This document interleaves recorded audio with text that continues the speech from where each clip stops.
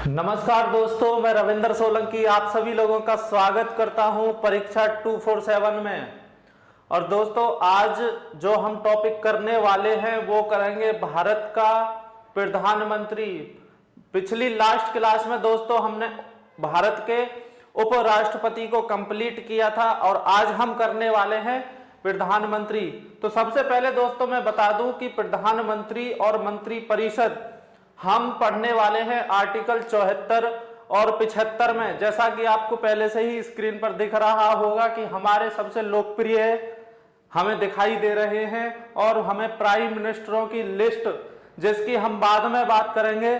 सबसे पहले मैंने आपको बताया था, जिस समय हम राष्ट्रपति टॉपिक कर रहे थे तो आर्टिकल 53 में मैंने आपको बताया था कि संघ की जितनी भी कार्यपालिका की शक्ति होती हैं वह राष्ट्रपति में निहित होती हैं। तो उसके लिए राष्ट्रपति या तो किसी व्यक्ति को चुनता है या किसी व्यक्ति के द्वारा उसका निर्वहन, या तो वह अपनी जो शक्ति होती है उनका निर्वहन स्वयं करता है या उसके लिए किसी व्यक्ति का चयन करता है।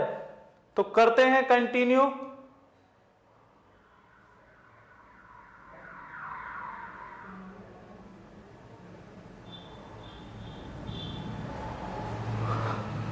हमारा आज का टॉपिक है दोस्तों प्रधानमंत्री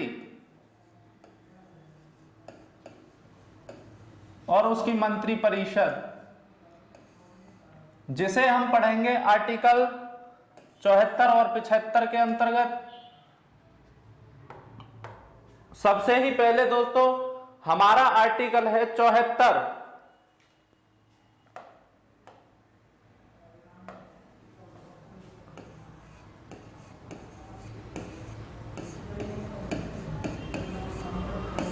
आर्टिकल 74 में दोस्तों प्रधानमंत्री और मंत्रिपरिषद के पद की बात की गई है।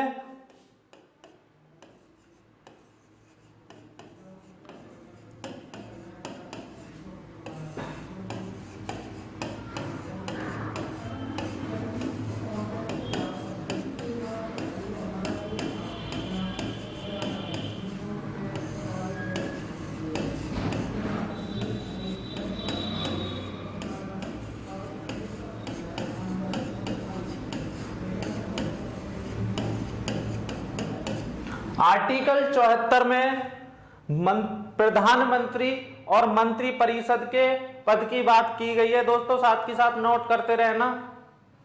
उसके बाद हमारा नेक्स्ट जो आर्टिकल होता है वो होता है 75।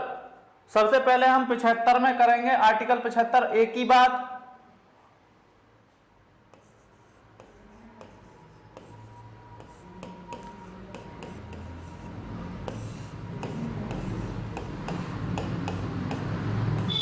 इसमें दोस्तों हम बात करते हैं नियुक्ति की। प्रधानमंत्री और मंत्रिपरिषद की नियुक्ति की बात करते हैं। अगर हम नियुक्ति की बात करें तो दोस्तों इनकी जो नियुक्ति होती है वह राष्ट्रपति के द्वारा की जाती है। लेकिन हमको यहां यह चीज समझने वाली बात है कि प्रधानमंत्री की नियुक्ति तो की जाती है राष्ट्रपति के द्वारा,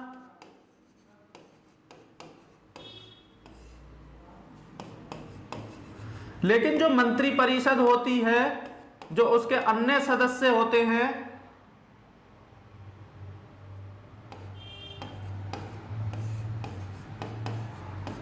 उसमें क्या है दोस्तों, उसकी मंत्रिपरिषद के जो सदस्य होते हैं उनकी नियुक्ति भी राष्ट्रपति करता है, लेकिन वो की जाती है प्रधानमंत्री की सलाह के द्वारा। प्रधानमंत्री की सलाह के द्वारा की जाती है। मंत्रिपरिषद के सदस्यों की नियुक्ति करता तो राष्ट्रपति है, लेकिन उसमें सलाह कौन देता है? प्रधानमंत्री। नोट करते रहिए। नेक्स्ट अनुच्छेद 75 की ही बात करेंगे और अनुच्छेद 75 आता है फर्स्ट का अनुच्छेद 75 फर्स्ट का, जिसमें क्या है दोस्तों, यह क्या था दोस्तों, 91 में संविधान संशोधन के तहत इसको जोड़ा गया था। जो कि हुआ था 2003 में। 91वां संविधान संशोधन 2003 में जोड़ा गया था। इसमें क्या था दोस्तों कि मंत्री परिषद जो होते हैं उसमें यह था कि लोकसभा के अंदर 15% सदस्य ही मंत्री परिषद होते हैं।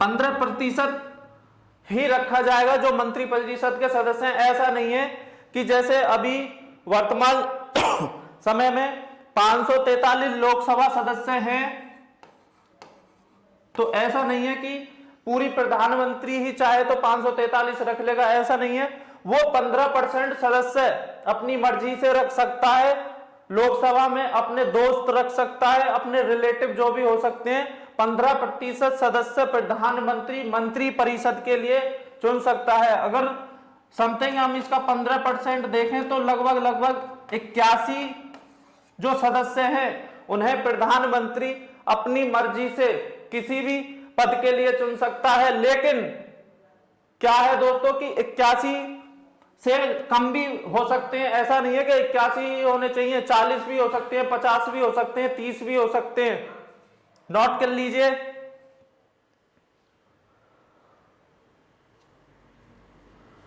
नेक्स्ट करते हैं बात आर्टिकल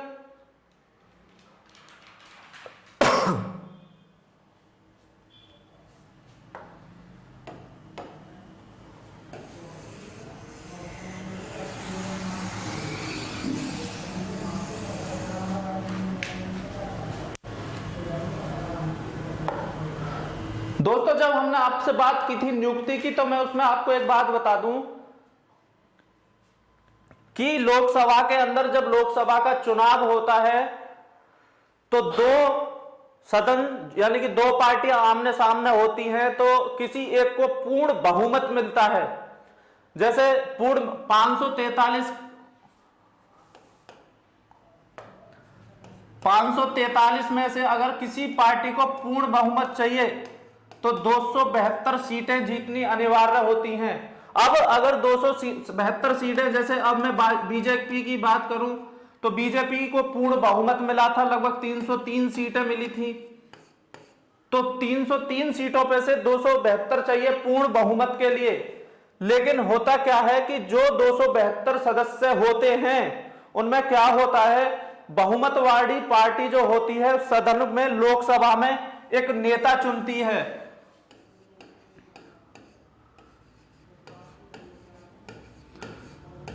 जो बहुमत वाली पार्टी होती है वो लोकसभा सदन में एक नेता चुनती है और वही नेता जिसको चुनती है वही क्या होता है, प्रधानमंत्री बनता है।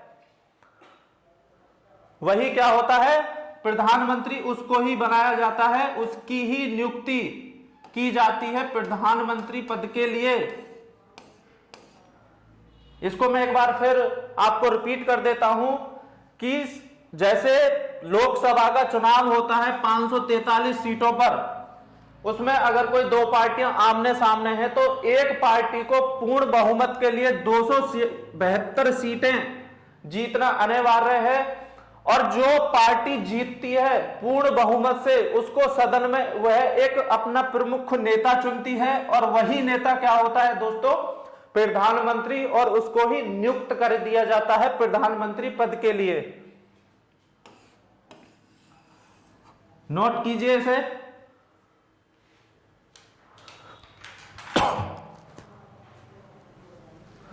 मंत्री परिषद में दोस्तों कोई आरक्षण नहीं है, किसी भी तरह का कोई आरक्षण नहीं होता है मंत्री परिषद में, क्योंकि इसमें प्रधानमंत्री अपनी मर्जी से मंत्री परिषद के लिए सदस्य चुन सकता है, अपने दोस्तों को चुन सकता है, अपने रिलेटिव जितने भी सदस्य हैं उनको चुन सकता है। पीएम का जो दोस्तों पद होता है, पीएम का पद, वो उन्हें हम राजनीतिक प्रमुख भी बोल सकते हैं।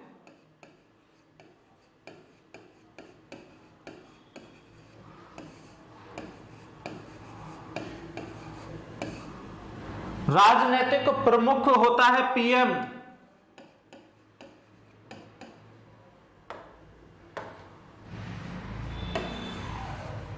दूसरा अगर मैं बात करूं तो यह वास्तविक प्रमुख भी होता है,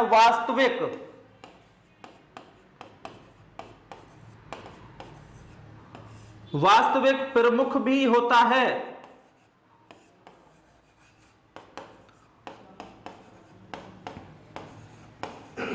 नोट कर लीजिए साथ ही साथ। फिर बात करते हैं आर्टिकल 75 के 2 की।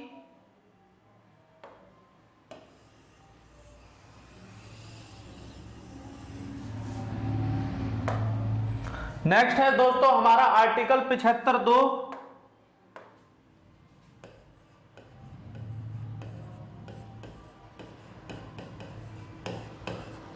क्या है इसमें देखते हैं। आर्टिकल 75(2) में दोस्तों यही दिया गया है कि जो प्रधानमंत्री और मंत्री परिषद है उसके कार्यकाल की बात की गई है।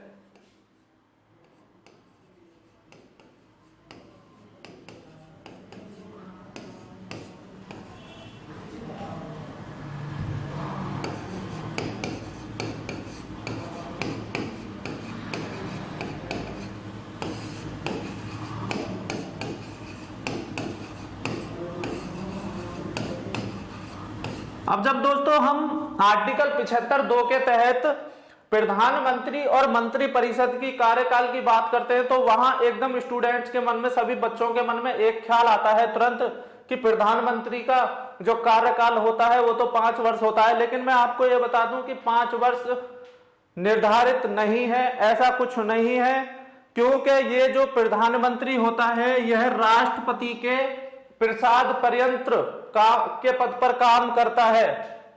राष्ट्रपति के प्रसाद पर्यंत होता है इसका पद।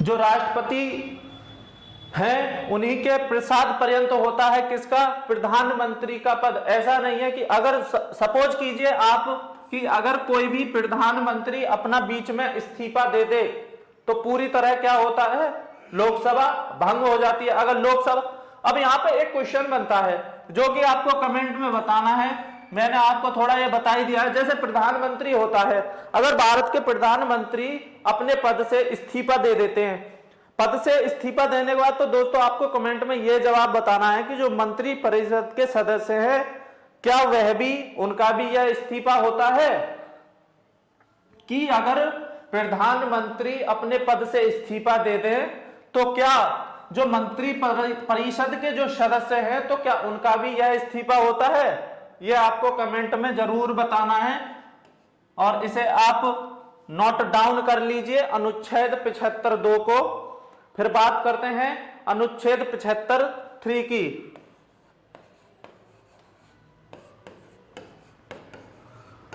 अनुच्छेद 75(3), पहले उसे नोट डाउन कीजिए। फिर बात करते हैं अनुच्छेद 75 का 3। इसमें क्या है दोस्तों 75 के 3 में कि प्रधानमंत्री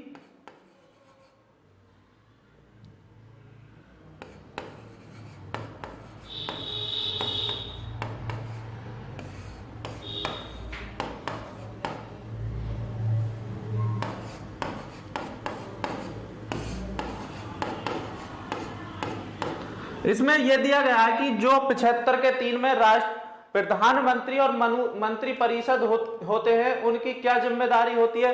तो इसमें दोस्तों हम यह कह सकते हैं कि इनकी लोकसभा के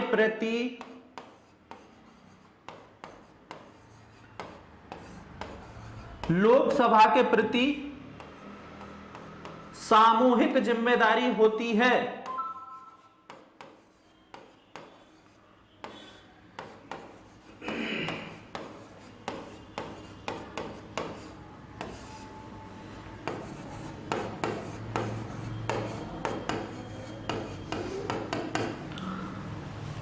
अनुच्छेद 75(3) के अंतर्गत यही होता है कि जो प्रधानमंत्री और मंत्री परिषद के सदस्य होते हैं उनका कार्य यह है कि लोकसभा के प्रति सामूहिक जिम्मेदारी होती है। इसका मतलब यह है कि अगर कोई मंत्री अपने क्षेत्र के अंदर अच्छा काम कर रहा है तो उसकी सामूहिक जिम्मेदारी है कि वह अच्छे से उस क्षेत्र का काम करे, और उसकी यह भी जिम्मेदारी होती है कि जो उसके साथ अन्य मंत्री भी हैं वो भी हर किसी क्षेत्र में अच्छे से सामूहिक तौर पे काम करे। अगर कोई अच्छे से मंत्री काम नहीं कर रहा है तो उसके द्वारा वह करवाए।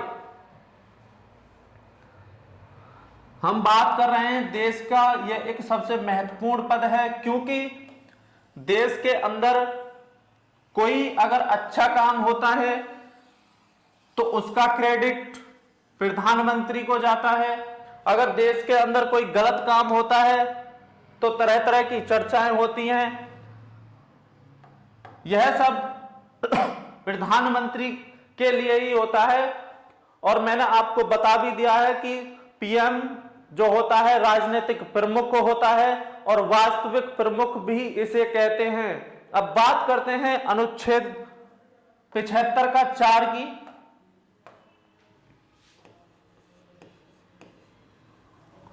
अनुच्छेद 75 4, और इसमें हम बात करेंगे दोस्तों ओथ की। ओथ जिसे हम बोलते हैं शपथ।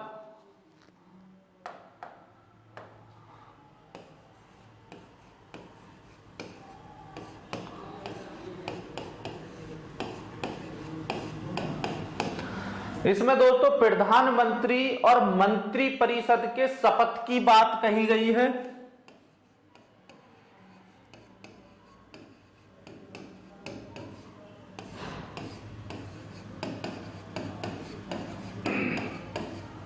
यह चर्चा हम पहले भी कर चुके हैं कि इसमें ओथ की बात कही गई है, और पहले भी हमने आपको नियुक्ति के विषय में बताया था। अब हम बात कर रहे हैं शपथ की। पहले नियुक्ति की बात बताई थी हमने आपको, अब हम बात कर रहे हैं शपथ की। अगर शपथ की बात करें तो शपथ किसके द्वारा दी जाती है? राष्ट्रपति के द्वारा।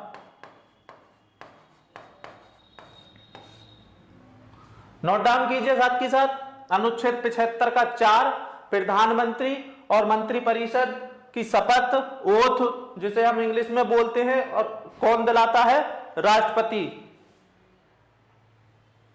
अगर शपथ की बात करें तो अनुच्छेद 3 के तहत, अनुसूची 3,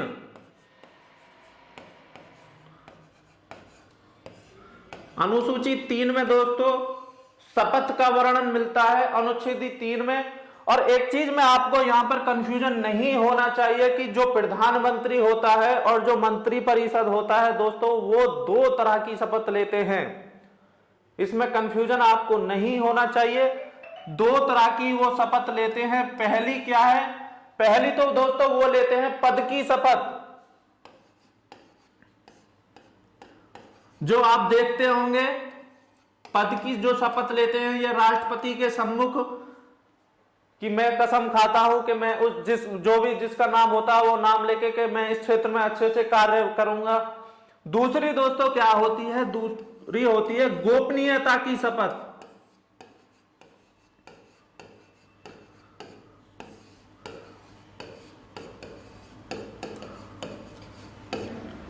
दो तरह की शपथ लेनी पड़ती है। पद की शपथ लेनी पड़ती है जो राष्ट्रपति के सम्मुख ली जाती है, दूसरी गोपनीयता की शपथ। नोट डाउन कीजिए।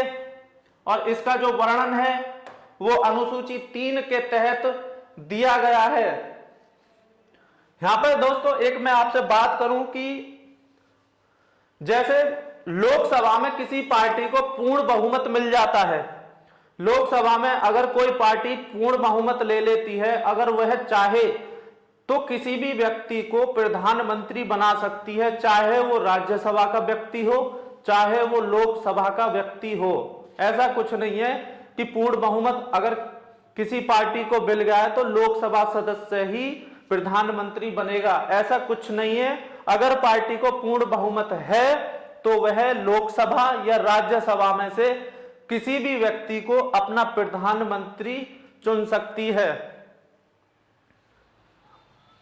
और दूसरी बात मैं आपसे ये बता दूं कि अगर कोई व्यक्ति ना तो लोकसभा व्यक्ति है और ना ही राज्यसभा व्यक्ति है, तो क्या कंडीशन है कि अगर पार्टी को पूर्ण बहुमत प्राप्त हुआ है, जैसे बीजेपी को पूर्ण बहुमत प्राप्त हुआ था और 303 बीजेपी ने सीटें प्राप्त की थी। अगर बीजेपी चाहे तो वैसे तो उनके लोकसभा में ही नेता चुने गए थे, प्रधानमंत्री जो कि मोदी जी, लेकिन अगर चाहते तो राज्यसभा के किसी भी सदस्य को ये उठा सकते थे और उसे प्रधानमंत्री बना सकते थे। लेकिन यहां अब कंडीशन ये है कि कोई व्यक्ति ना तो लोकसभा का ना है और ना ही राज्यसभा का कोई व्यक्ति है, तो कंडीशन क्या होगी? जी हां, प्रधानमंत्री ऐसा व्यक्ति भी बन सकता है, लेकिन उसमें एक शर्त है कि वह व्यक्ति मात्र 6 महीने के लिए प्रधानमंत्री बन सकता है, उसके बाद उसको लोकसभा या राज्यसभा की सदस्यता लेनी होगी। यह इसमें है कि अगर कोई व्यक्ति ना राज्यसभा का व्यक्ति है ना लोकसभा का है, अगर वह सदन का सदस्य नहीं है तो वह भी 6 माह तक अधिकतम सदस्य रह सकता है।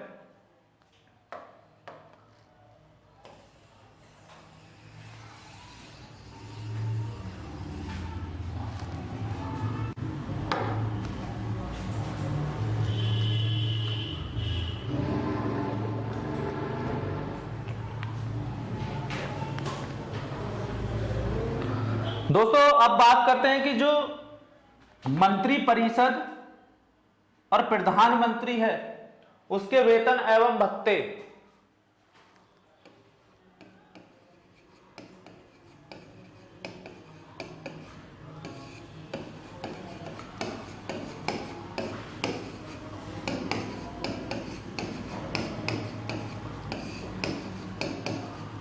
हमारे दिमाग में कभी कभी क्वेश्चन आ जाता है कि जो प्रधानमंत्री है इसका वेतन क्या होता है, या उसके जो सदस्य हैं मंत्री परिषद के जो सदस्य हैं उनका मंत्री परिषद क्या होता है।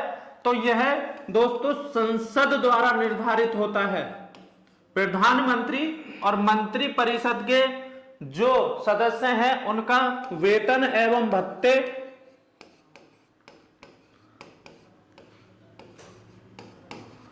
जो उनके वेतन एवं भत्ते हैं वो कौन करती है? संसद निर्धारित करती है। इसमें कोई कंफ्यूजन नहीं होना चाहिए कि इनका जो वेतन है वो क्या होता है, भत्ता क्या होता है, तो वो संसद के ऊपर निर्धारित होता है, संसद जो निर्धारित करती है।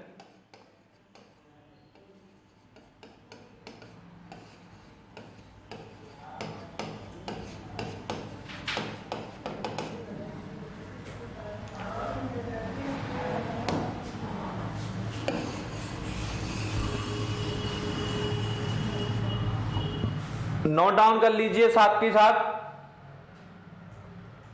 इसमें एक दोस्तों महत्वपूर्ण आर्टिकल बचता है लास्ट। वैसे जो प्रधानमंत्री है और जो उसकी मंत्री परिषद है हमको 2 आर्टिकलों में करनी होती है, आर्टिकल 74 और 75। लेकिन आर्टिकल 78 के तहत इसमें एक कर्तव्य की बात की गई है, प्रधानमंत्री के कर्तव्य की, उसकी हम बात करते हैं अनुच्छेद 78 में।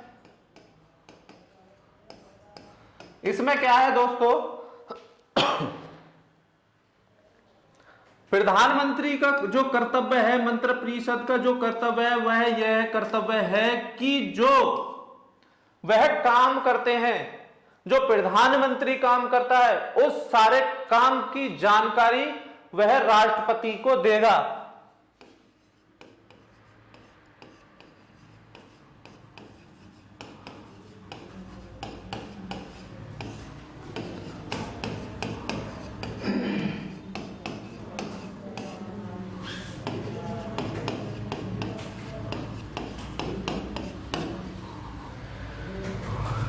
इसमें दोस्तों अनुच्छेद 78 के अंतर्गत एक कर्तव्य होता है कि जितने भी कार्य किए जाते हैं प्रधानमंत्री द्वारा और मंत्री परिषद के द्वारा, उन सभी कार्यों की जानकारी राष्ट्रपति को देनी होती है। यही कहता है आर्टिकल 78, साथ के साथ नोट कर सकते हैं। हम अगर बात कर रहे हैं कि मंत्री परिषद तो यहां हम दोस्तों बात करते हैं कि मंत्री परिषद क्या है, कौन कौन इसमें होते हैं मंत्री परिषद में। मंत्री परिषद तीन तरह की होती है। मंत्री परिषद जो होते हैं, मंत्री परिषद में तीन तरह के मंत्री होते हैं जिनकी हम बात कर रहे हैं दोस्तों। पहले होते हैं कैबिनेट मंत्री।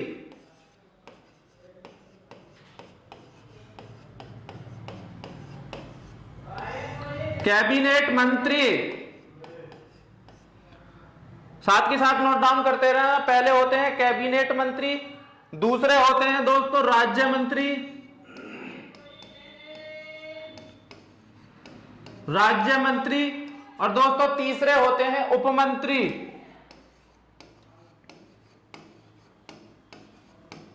मंत्री परिषद में तीन तरह के मंत्री होते हैं।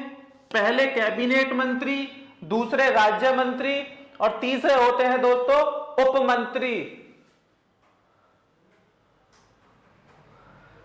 ये दोस्तों जो कैबिनेट मंत्री होते हैं ये सबसे प्रमुख होते हैं, सबसे प्रमुख मंत्री होते हैं ये।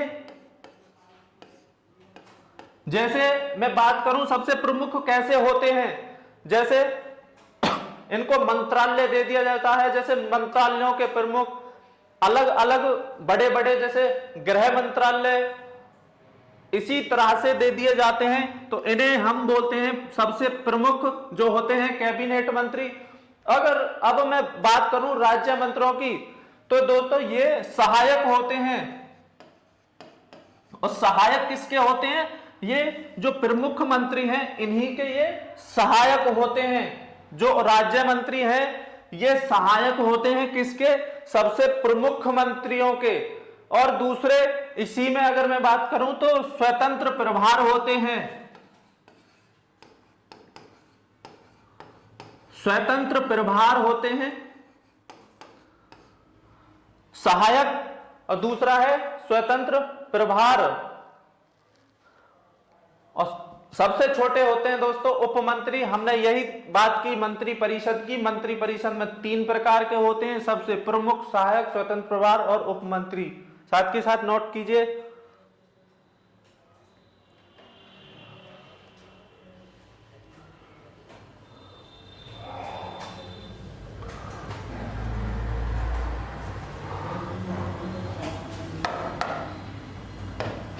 अब हम बात करेंगे कि दोस्तों जो प्रधानमंत्री होता है वो किन किन विभागों का, किन किन उनका अध्यक्ष होता है।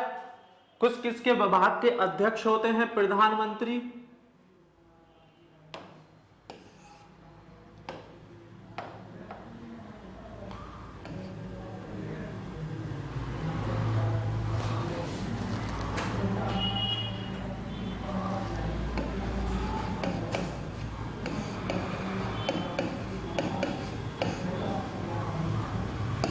हम बात कर रहे हैं प्रधानमंत्री की, और प्रधानमंत्री में हम बात करेंगे कि प्रधानमंत्री किन किन विभागों का अध्यक्ष होता है।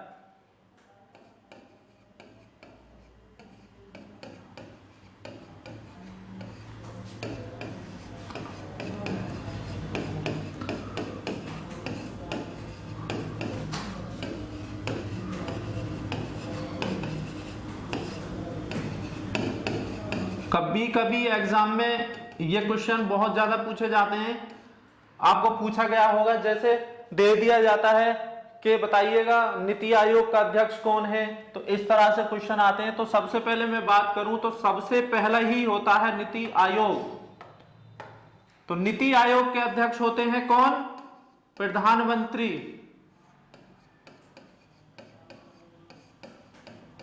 नीति आयोग के अध्यक्ष प्रधानमंत्री। दूसरा है राष्ट्रीय विकास परिषद।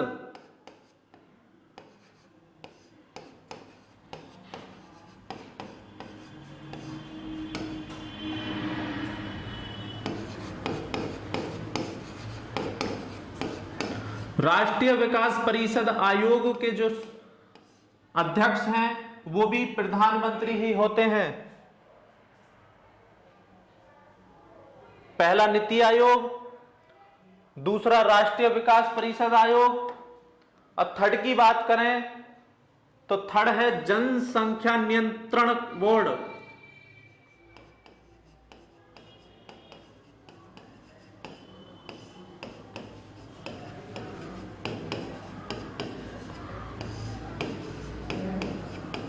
जनसंख्या नियंत्रण बोर्ड का जो अध्यक्ष होता है वह भी प्रधानमंत्री ही होता है।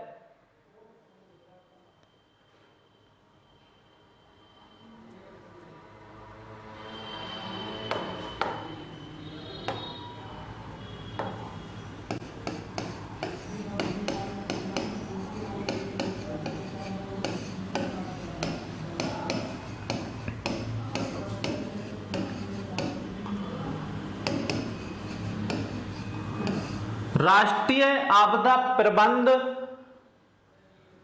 का अध्यक्ष जो होता है वह कौन होता है? प्रधानमंत्री। राष्ट्रीय आपदा प्रबंधन प्राधिकरण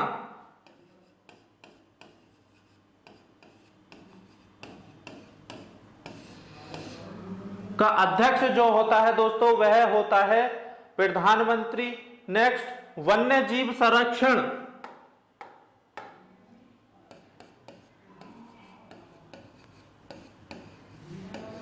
वन्य जीव संरक्षण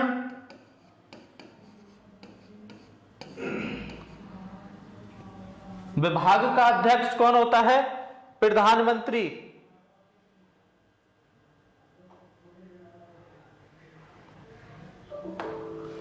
नेक्स्ट,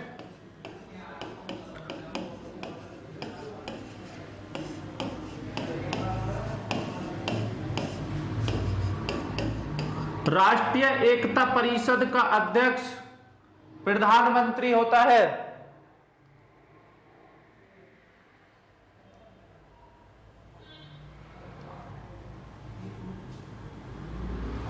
नेक्स्ट है दोस्तों राष्ट्रीय जल संसाधन।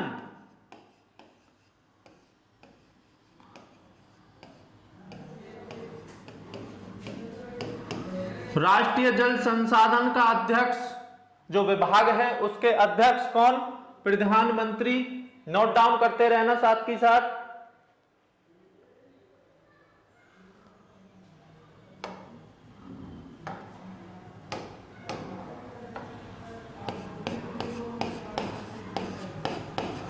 अगला है वित्तीय विकास प्राधिकरण।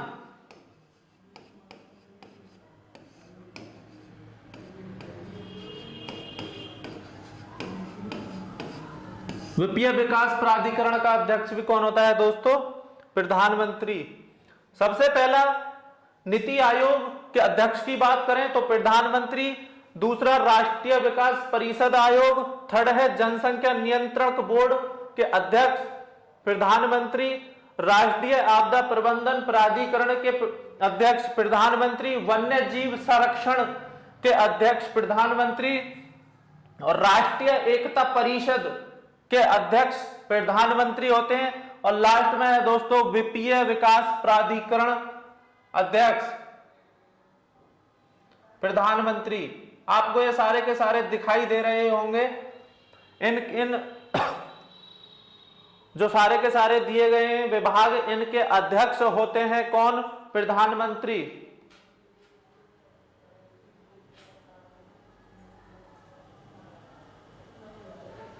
अब हम बात करते हैं आगे।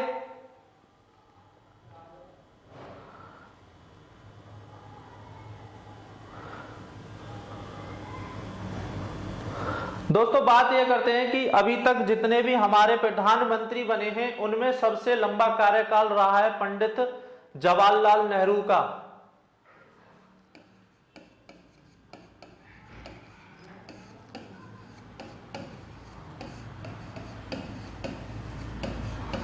पंडित जवाहरलाल नेहरू जो व्यक्ति थे इनका सबसे लंबा कार्यकाल रहा है। अगर मैं कार्यकाल की बात करूं तो इन्होंने लगभग 16 साल 9 महीने 13 दिन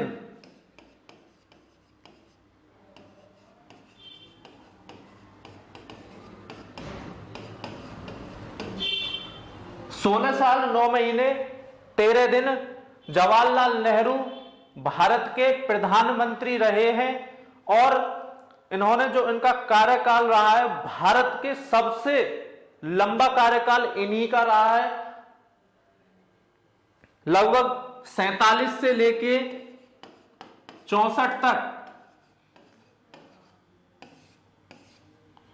47 से लेके 64 तक इनका कार्यकाल रहा है। नोट कीजिए। नेक्स्ट,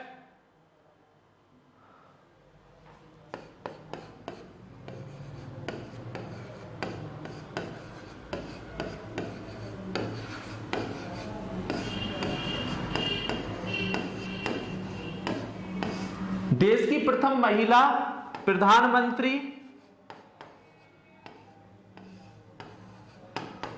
वो बनी थी दोस्तों इंदिरा गांधी।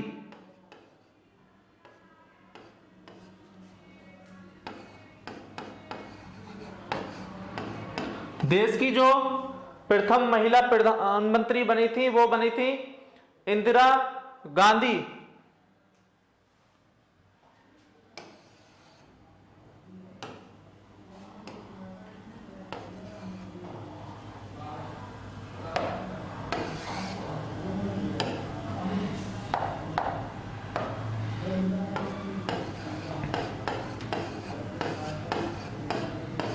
इंदिरा गांधी दोस्तों ऐसी महिला थी भारत की जो प्रथम महिला इंदिरा गांधी बनी थी।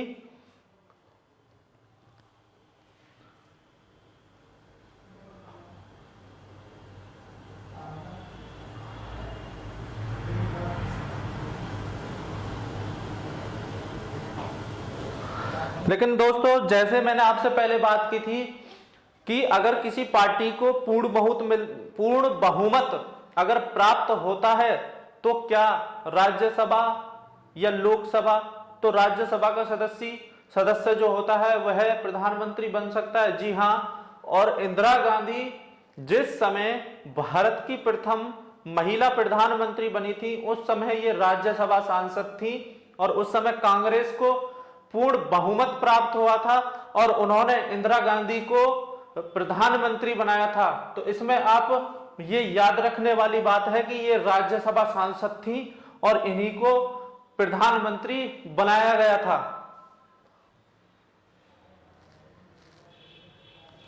नेक्स्ट,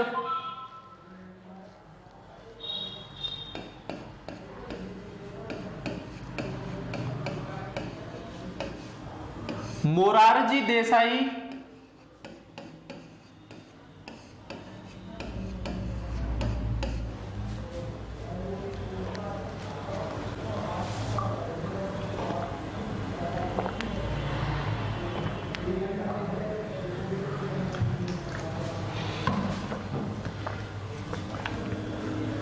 मोरारजी देसाई प्रथम गैर कांग्रेसी प्रधानमंत्री बने थे।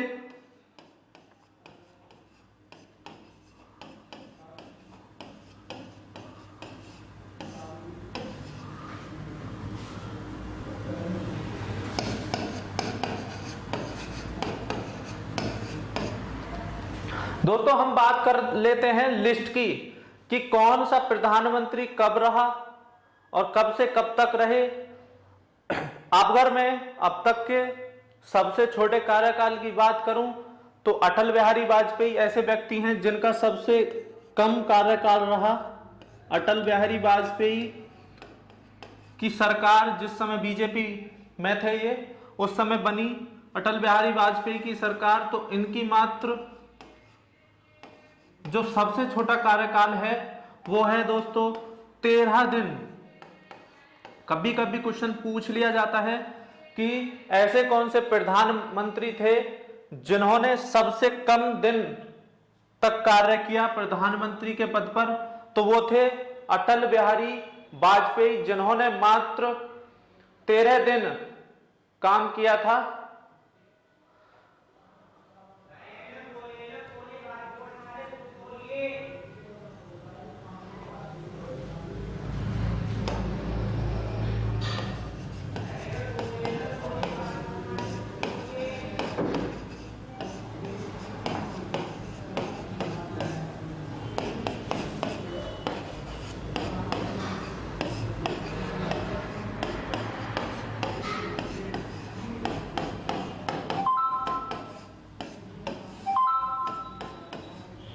जवाहरलाल नेहरू, लाल बहादुर शास्त्री और इंदिरा गांधी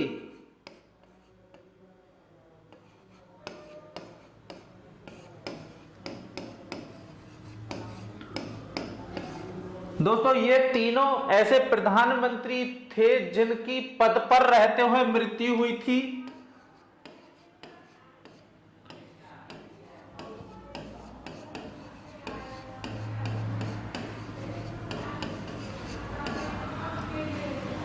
जवाहरलाल नेहरू, लाल बहादुर शास्त्री और इंदिरा गांधी ये तीनों ऐसे प्रधानमंत्री थे जिनकी पद पर रहते हुए मृत्यु हुई थी।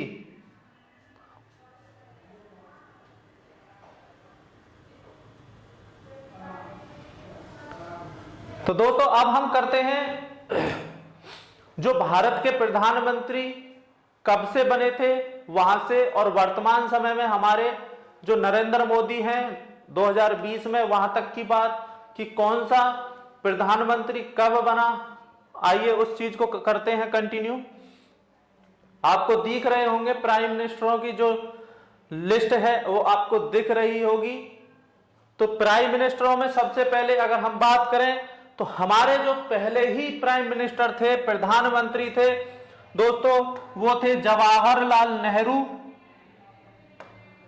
जवाहरलाल नेहरू जो 1947 से बने थे और 1964 तक भारत के अलग अलग कार्यकालों में इन्होंने भारत के प्रधानमंत्री पद के लिए काम किया था।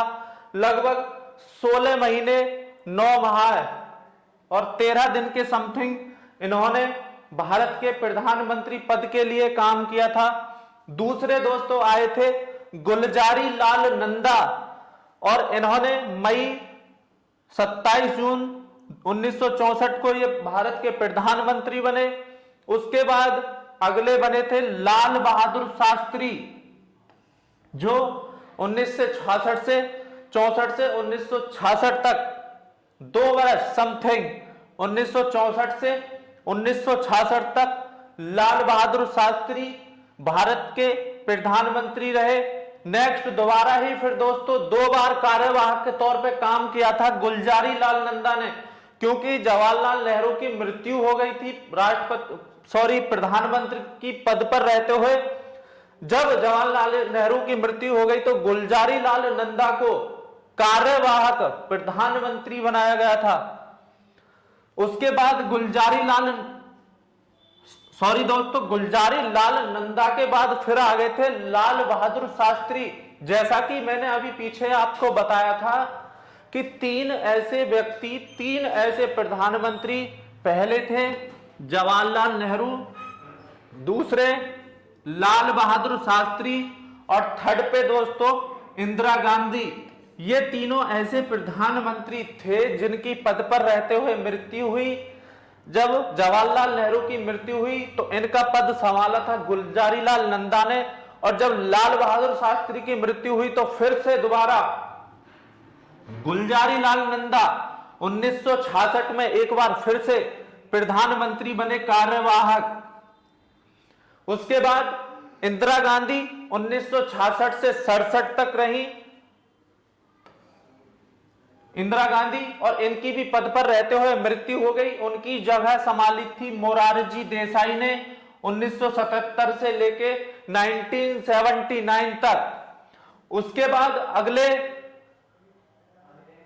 दोस्तों उसमें मृत्यु नहीं हुई थी, यहां पर उन्होंने मिस्टेक है ये, सॉरी दोस्तों, मृत्यु इनकी बाद में हुई थी इंदिरा गांधी की, यहां पर मृत्यु नहीं हुई थी। मेरा कहने का मतलब यहां पर एक क्वेश्चन जो था वो ये था कि जो गुलजारी लाल नंदा हैं इन्होंने 2 बार प्रधानमंत्री पद के लिए कार्यवाहक संभाला था। दोबारा एक बार फिर बता देता हूं कि जो गुलजारी लाल नंदा हैं उन्होंने 2 बार भारत के कार्यवाहक प्रधानमंत्री के तौर पे काम किया है। लेकिन मेरा क्वेश्चन एक और था कि जवाहरलाल नेहरू, लाल बहादुर शास्त्री और इंदिरा गांधी ये लगातार पद पर अपने रहते हुए मृत्यु इनकी हुई थी। उसके बाद चरण सिंह भारत के प्रधानमंत्री बने 1979 से 1980 तक। ये भारत के प्रधानमंत्री बने। उसके बाद दोस्तों 80 से लेके 84 तक, 1980 से 1984 तक दोबारा से भारत की प्रधानमंत्री बनी इंदिरा गांधी। उसके बाद 1984 में राजीव गांधी और 1989 तक राजीव गांधी भारत के प्रधानमंत्री रहे।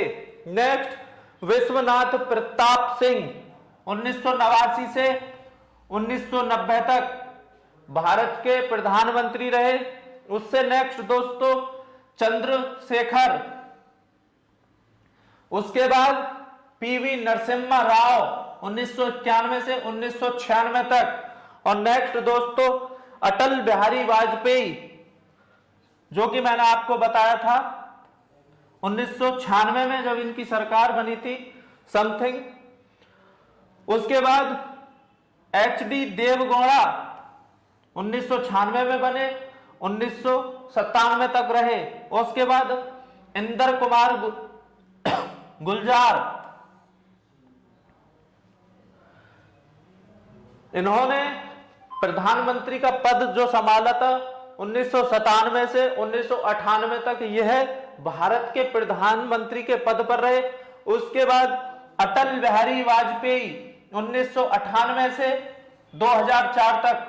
अटल बिहारी वाजपेयी को पहले भी 1966 में प्रधानमंत्री पद बनाया गया था, लेकिन मैंने आपको बता दिया था कि मात्र 13 दिन ये उस समय भारत के प्रधानमंत्री रहे। 2004 से 2014 तक